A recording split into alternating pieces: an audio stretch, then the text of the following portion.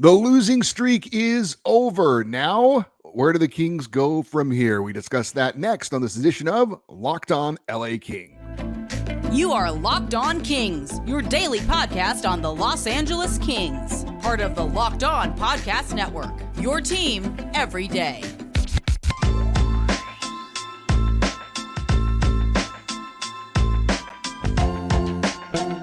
Hey, Kings fans, welcome to Locked On LA Kings, part of the Locked On Podcast Network, your team every day. Thanks for making Locked On LA Kings your first listen every day. We are free and available wherever you get your podcasts. We would love for you to leave us a positive comment on Apple Podcasts if you're a fan of the show. And we are on YouTube. Please like and subscribe if you're enjoying this content. I'm Eddie Garcia, your host of Locked On LA Kings. I've worked in sports media for 30 years, 20 plus years, the Fox Sports Radio Network, also co-host of the Puck Podcast. It's a weekly NHL review show that's been putting out content for the past 17 years, and a passionate LA Kings fan for over 30 years. Today's episode is brought to you by Sleeper. Download the Sleeper app and use the promo code LOCKEDONNHL to get up to $100 match on your first deposit. Terms and conditions apply. See Sleeper's terms of use for details. The LA Kings played a pair of games since our last show on Friday, a 5-3 loss to the Red Wings in Detroit, and Saturday, earlier today on this MLK holiday, a 5-2 win in Raleigh over the surging Carolina Hurricanes to snap the season-high 8-game losing streak. But since we had a pair of games since our last show, I do want to briefly touch on the loss to Detroit before we get into the much-needed win for the LA Kings. So if you missed the game on Saturday, real quick, Kings were tied 1-1 after one. Quentin Byfield with a power play goal, his 11th of the season, with assists from Kopitar and Fiala. Things, though, really got away from the Kings in the second period against the Red Wings. Drew Doughty was called for a careless tripping penalty. Then Trevor Moore played the puck with a broken stick. That's a penalty. Detroit would score on the 5-on-3 power play and took a 2-1 lead. Late in the third, the Kings fell apart. 3 minutes and 40 seconds left in the second period. They allowed 3 goals and found themselves down 5-1.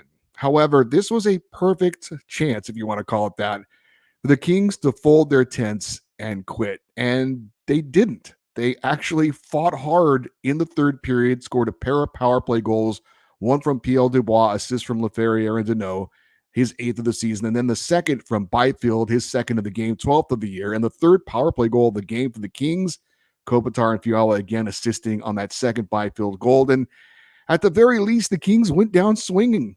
Now, I don't know about, we know it's about wins and losses, but maybe I was a starving man looking for something positive to grasp onto. But I thought that was, frankly, the perfect time for the Kings to say, screw it, and just quit. And they didn't. And I don't know if impressed is a good word to use, but I was just happy to see that they didn't. So we move on to today, and I was hopeful that maybe the Kings could carry on that fight they had in the third period and carry it over into the game against Carolina. Again, a team that was 7-0-1 in their last 8, so you knew it was going to be difficult. Kings had lost 8 in a row. There was no reason to really be optimistic, but the Kings did come out and play a solid first period, and they took a 1-0 lead on a Trevor Moore goal, his team-leading 19th of the year. Deneau and Gavrikov with the assists. Now, Carolina did tie it up with the only goal in the second period. We were tied 1-1 going into the third. That's when the Kings came on strong. Philip Deneau gets his 9th of the year. Matt Roy and Vladislav Gavrikov got the assist. Alex Laferriere chipped in with his 6th of the season. Assists from Mikey Anderson and P.L. Dubois. Dubois then gets his 9th of the year. Jarrett Anderson-Dolan and Mikey Anderson with the helpers. And then Trevor Moore gets his 2nd of the game, team leading 20th of the season, into an empty net to seal the win. And mercifully, the Kings' losing streak ended with a much, much needed 5-2 victory. The Kings' first win of 2024. We're at January the 15th. David Rittich got the start. He was solid. He allowed 2 goals on 32 shots, improved to 3-0-1 on the season since taking over for the injured Phoenix Copley. Kings moved to 21-11-8 overall, 14-4-3 on the road this season, and now 1-2-2 on this season-high 6-game road trip that will end tomorrow in Dallas against the Stars. We're going to talk about where this now leaves the Kings in the Pacific Division standings and the playoff race, but let's get to the game stats for the win over Carolina. Again, Kings win at 5-2. Shots on goal actually favored the Hurricanes, 32-26, which is a little bit ironic because the Kings have usually outshot their opponents on this losing skid. Power plays, neither team could score with the man advantage. LA was 0 for 4, Carolina 0 for 5. Faceoffs won, favored the Hurricanes 29-28. Block shots favored LA 18-9, and hits actually favored LA 13-9. It's rare that the Kings out-hit an opponent, but they did in this game. Only 9 hits for Carolina. That's something that their head coach Rod Brindamore is probably not going to be too happy about. We finally get to have a 3 stars of the game, which we have not had because we only do it after Kings wins. So it's been a while. So happy to do that. And there were a number of candidates to choose from in this one, which is great to see because that means the Kings balance scoring and depth scoring, which we have seen most of the year, or at least the big parts of the season where the Kings have had success. That needs to come back for the Kings to be successful again. And it was for this game. Mikey Anderson, the defenseman, had a 2-point game with a pair of assists. We had also defenseman Matt Roy, a 2-point game with a pair of assists. We also had defenseman Vladislav Gavrikov, a 2-point game with a pair of assists. Pierre-Luc Dubois had a 2-point game with a goal and an assist. But as for our 3 stars of the game, I'm going to go with David Rittich in net for our number 3 star with a 32 save performance. The number 2 star, I'm going to go with Trevor Moore with his 2 goals. Obviously, one of them a big one, and the other one sealing the win into the empty net. And then my number 1 star, the only player for the Kings who had a 3-point game, center Philip Deneau, who always is just a rock for the LA Kings with a goal and 2 assists. But I think the bottom line, though, even though it's cool to get to name 3 stars because it means the Kings won, again, depth scoring for the Kings, a lot of guys getting involved, the defense getting a lot of points in this one, and a lot of people contributing to a much, much, much needed win for the LA Kings. Of course, there had to be one down note, right? There was an injury in this one. Kings fourth line center Blake Lizotte left the game in the first period, did not return. They're calling it a lower body injury. Don't know the severity of it at this point. Watching the injury during the game, he didn't go down, really awkwardly. He got bumped and went down. It didn't look bad. So hopefully it's just a kind of a day-to-day thing. We'll give an update on tomorrow's show. But I would say it's a pretty good likelihood that the Kings will not play him tomorrow against Dallas. And that means we're likely going to be forced to see more of Jarrett Anderson-Dolan, who for some reason has been in the lineup the last 2 games in place of Arthur Kaliev. And there is no report that Kaliev is dealing with any kind of an illness or an injury. So it appears that he is a healthy scratch, and nothing against Jarrett Anderson-Dolan. But JAD is a JAG. He is a Jag. He is just a guy. He skates hard. He gives you what he's got. Unfortunately for him, it's not anything special, frankly. And I don't know why Todd McClellan has been playing him in any situations other than an illness or a minor injury or someone who just really needs a day off. I thought Arthur Kaliev had been playing pretty well of late. So that's a head scratcher to me. But assuming that Blake Lizotte is out, and I think there's a pretty good assumption, we will see Jarrett Anderson-Dolan and Arthur Kaliev in the lineup tomorrow in Dallas. A few Kings notes from that win over Carolina. Trevor Moore becomes the first California-born player to score 20 goals in a season for a California team, so that's pretty cool.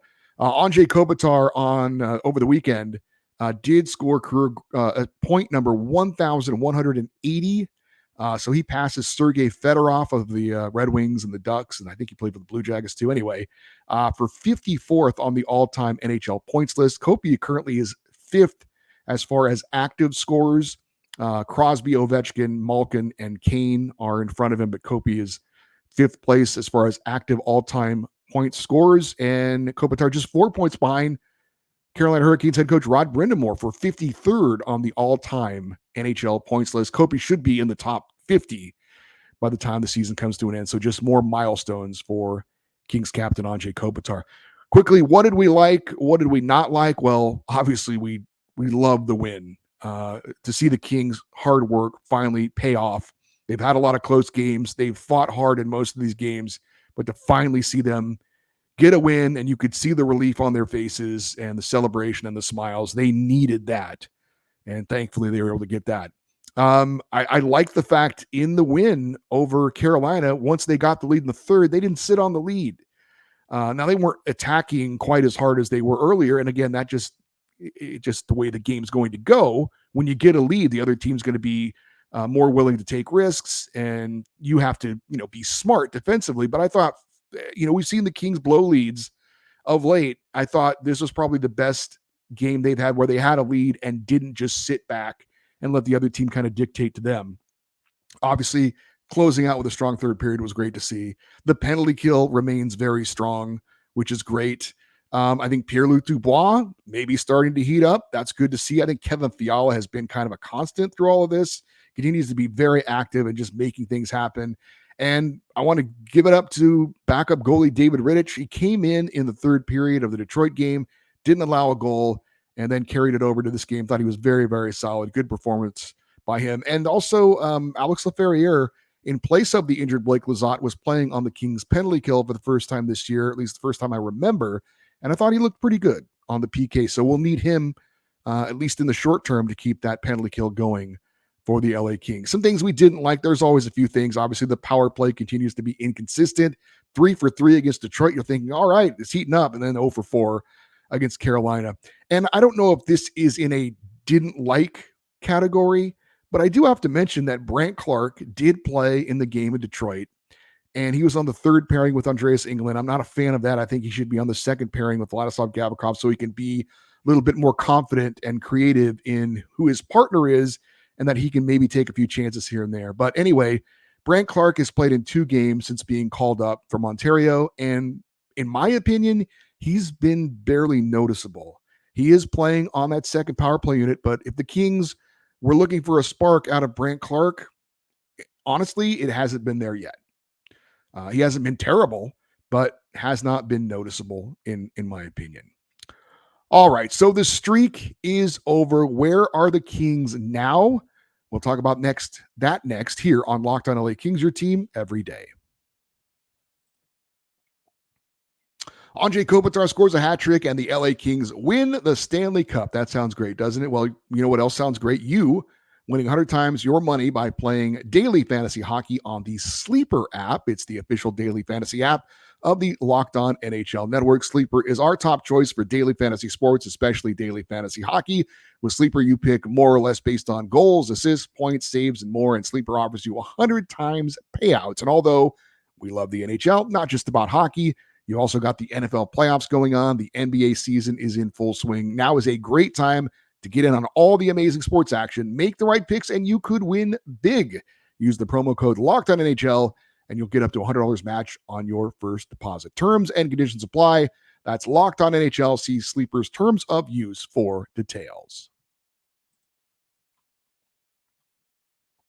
Well, on Friday's show, after a tough loss against the Florida Panthers, and the Kings had lost 7 in a row, I said on that show, I thought it was time for a coaching change. Now, if you want to hear all the details of what I had to say about that, you can go back and listen to that episode, or, well, you can just listen to what I'm going to say right now. I'll give you kind of the Cliff Notes version, if those even exist anymore. I'm showing my age, but there were 3 key points why I felt it was time to make a coaching change. Number one, something just needed to change. The Kings were playing well. They were playing hard, but they weren't getting any results. And look, 2 or 3 losses in a row during the season, that happens to pretty much every team. But when you're getting to like 6, 7, 8 losses in a row, that's obviously very significant.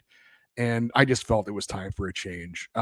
Number 2, and with all due respect to Todd McClellan, who I'd mentioned I like, he's not irreplaceable. This isn't a coach who has won multiple Stanley Cups. He's not one of the all-time winningest coaches in Kings history. Actually, he's 4th on the list, but it's not like this coach is some all-time legend that you're willing to give the benefit of the doubt to because of what he's done in the past with the team. He's done a good job with the Kings, but it's not, so good he's, again, irreplaceable. And there are some pretty good coaching candidates out there that you could get to replace it. But I think my biggest reason why I felt it was time for a change was because of what's going on around the Kings. And that's the way the other teams that they're going to be battling with for playoff spots are playing. Edmonton and Seattle are red hot. And my thinking is you don't want to find yourself suddenly out of a playoff spot before you decide to do something. And we will update where the Kings are in the standings at the moment because it's probably going to be a story the rest of the way. But those were my thoughts on why I thought the Kings should make a coaching change. Now, the Kings have obviously snapped the skid. The third longest losing streak in Kings history, the record is 12. And it appears that management isn't looking to make a change.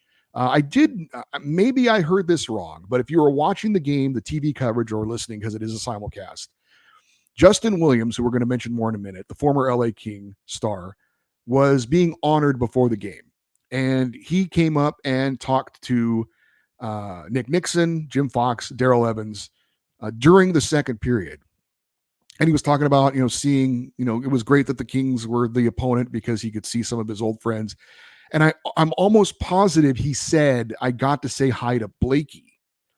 That would be in reference to Kings general manager Rob Blake. Now, I have not heard any reports that he had gone on the road trip or that he had joined the team on the road trip, but that I'm almost positive that's what I heard Justin Williams say. I think it would definitely be appropriate, considering what the Kings were going through, for their general manager to maybe fly out and address the team and let them know what's going on. Perhaps he said, look, we're not making a coaching change. You guys got yourselves in this. You're going to have to get yourselves out of this. So we'll see if that, in fact, was what I heard, if Rob Blake was actually on the trip. But look, there is virtually no pressure for Rob Blake to make a coaching change other than the pressure he puts on himself. And let's be honest, the Kings don't have a demanding owner or ownership group.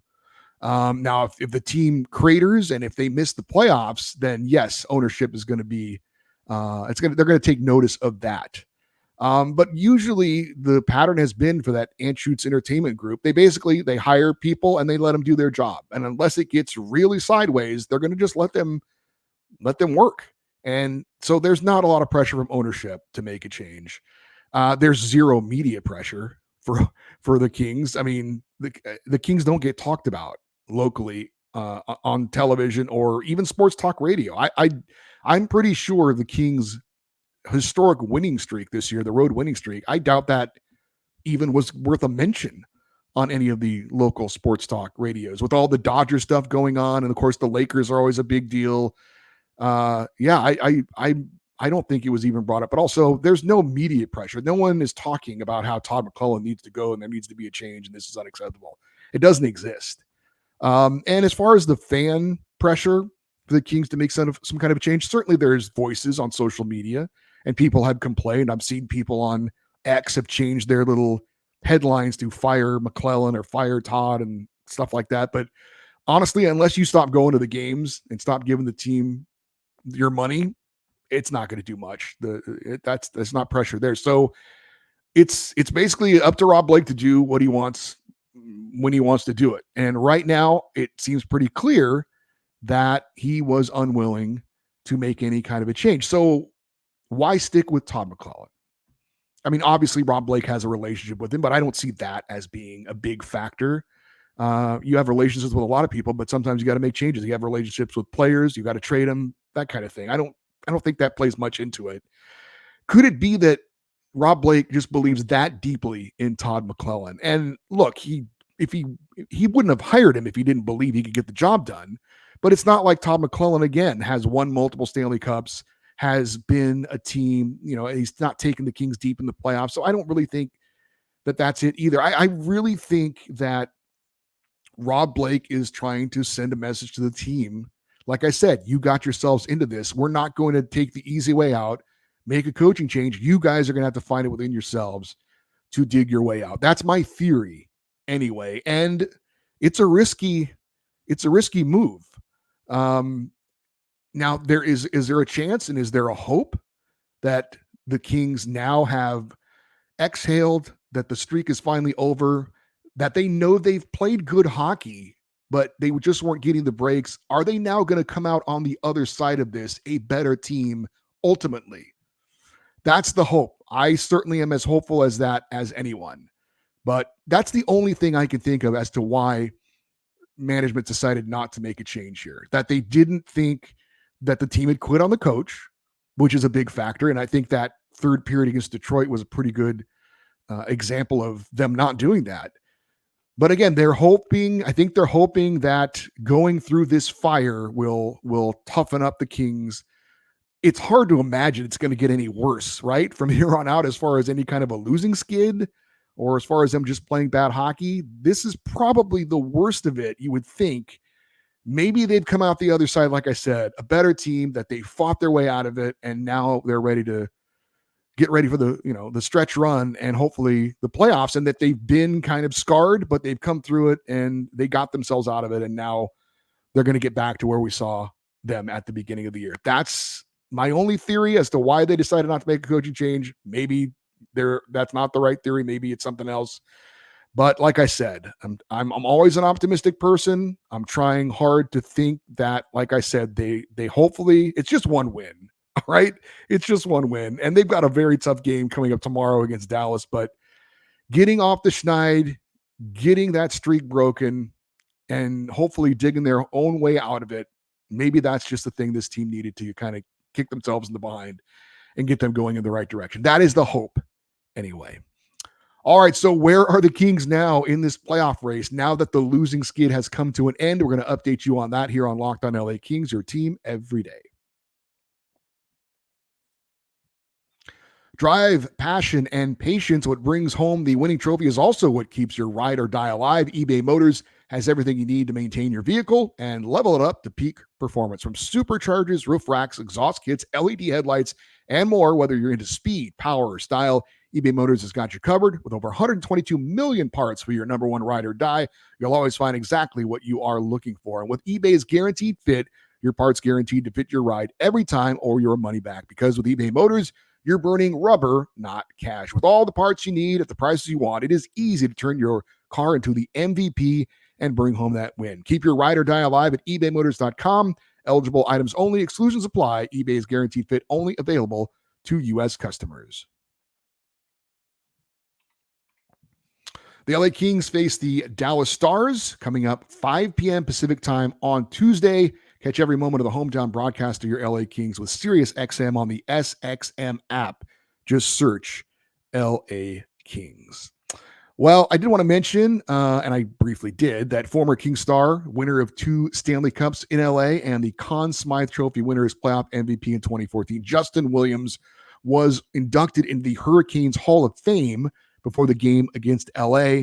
Now, it's not a jersey number retirement, but they have, I guess, names on a banner that is raised to the rafters there in Raleigh, North Carolina. I do wish the Bally Sports TV coverage would have actually shown the ceremony for Justin Williams, because obviously there are a lot of Kings fans who like Justin Williams. He was a key member of 2 Stanley Cup winning teams, but unfortunately they decided not to show the ceremony. At least we did get to hear from Justin Williams in between periods, which was cool. But congratulations to Justin Williams, a hell of a player, one of the best clutch players in the history of the game. And it was cool to see the Kings as a team did sit on the bench during the ceremony, and that Anze Kopitar, Drew Doughty, and Trevor Lewis, 3 of Williams' teammates, came over and congratulated him and said hello to his family and things like that. So very cool to see Justin Williams get honored in that way. All right, I did want to take a look at the Pacific Division standings and the Western Conference playoff race for the LA Kings, because I think this is something we're going to have to pay attention to throughout the rest of the year. As far as the top teams in the division, it's still the same top 3, even after this long losing skid for the Kings. Vancouver, number 1, 29-11-4 for 62 points. They lost in a shootout earlier today to the Blue Jackets. Vegas has just wrapped up a win over the Nashville Predators, which is actually good for the Kings. If in a way, Vegas is now 25-14-5 for 55 points. The Kings check in at 21-11-8 for 50 points. So they're 5 points back of Vegas for second in the division. They do have, I believe, 4 games in hand on the Vegas Golden Knights right now. So that is something that it's 3 games in hand after the final today. So that could be something the Kings could take advantage of. But the teams behind LA is really the focus. Edmonton, 23-15-1 for 47 points. They're only 3 points back of LA, and they're riding a 9-game winning streak. They will host Toronto coming up on Tuesday. They're currently the second wildcard team in the Western Conference. Seattle did lose to Pittsburgh earlier today, so their 8-game winning streak came to an end. They have a 19-15-9 record for 47 points. Now, the Kings do have 4 games in hand 3 games in hand on Seattle. So they're games in hand on the teams directly in front of the Kings. Edmonton, by the way, has played the same number of games as LA, so the Kings don't have any games in hand on the Oilers. And Calgary's hanging around with 45 points, 20-18-5 is the record. So the Kings, again, still in third place in the Pacific Division. They are right now 3 points back of Vegas and 3 points in front of both Edmonton and Seattle. And also in the wild card race, Nashville is playing a role in this as well. I mentioned that was actually kind of a nice win for Vegas over Nashville in a sense, because the Predators right now are the number 1 wild card team in the West. They're 4th place in the Central Division, but they actually have just 1 fewer point than the Kings. So if the Kings were to fall into a wild card spot, Nashville actually has more points than them as it stands right now. So again, it's very tight for the Kings. The rest of the way, it's going to be tight. If they can get hot and maybe Vegas continues to slide, there's a chance that LA could move into second. The way Edmonton is coming, it looks like they're going to be in one of those top 3 spots battling with the Kings. Seattle certainly in the mix, and Nashville for a wild card spot if it comes to it is another team that the Kings should be watching as well. So with this 8-game losing skid, the Kings have lost a lot of that cushion that they had earlier in the year. And so it's going to be a dogfight the rest of the way. But the Kings, again, getting on track, finally getting that streak broken and hopefully carrying this forward. But it's going to be a tight race the rest of the way. I did want to give a quick shout out to Kings fan Matt Degnan. Hope I'm saying that right, Matt. I'm assuming he listens to this show because he does follow us on social media, but he posted a picture of himself at the game in Carolina. He tweeted out, "Kings have lost 8 in a row. I'm undefeated at Kings games." And he said, as Sammy Davis Jr. said, something's got to give. Go Kings, go. Well, Matt, awesome job representing the Kings. You're still undefeated, which is awesome. And you saw them break the streak. We got to get you to more Kings games. I don't know where you live. Maybe you're an East Coast guy and you only see him infrequently, but we got to get you to more Kings games. But nice job representing the LA Kings on the road there. No rain report today. We're going to push it to tomorrow because of all the stuff we talked about, the 2 games to recap from the weekend. For you everydayers, those of you that listen and watch Locked On LA Kings every day, coming up on Tuesday's show, we will preview that night's game against the Dallas Stars. Wednesday, obviously, recap that game, look back on the Kings' longest road trip as they approach the midway point of the NHL season. Thursday, we will preview Kings Predators, which is now a big game for LA. I guess they're all big, but that one in particular, a team that they might be battling with for a playoff spot. Then, of course, Friday, we'll recap that game and have another fan feedback show. The streak is over. We can smile for at least a day, exhale a little bit as the LA Kings have finally won a game. If you want to send an email for the feedback show or at any time, it's lockedoneddie@gmail.com, EDDIE. If you're watching on YouTube, you can post your comments in the comment section below. Stay interactive with the show on X, Twitter, and Instagram. We are at Locked On LA Kings. I'm Eddie Garcia. Thank you for listening and watching this episode of Locked On LA Kings, part of the Locked On Podcast Network. Hope you had a great holiday. Have a great rest of your day. We will talk to you on Tuesday. And as always, go Kings, go.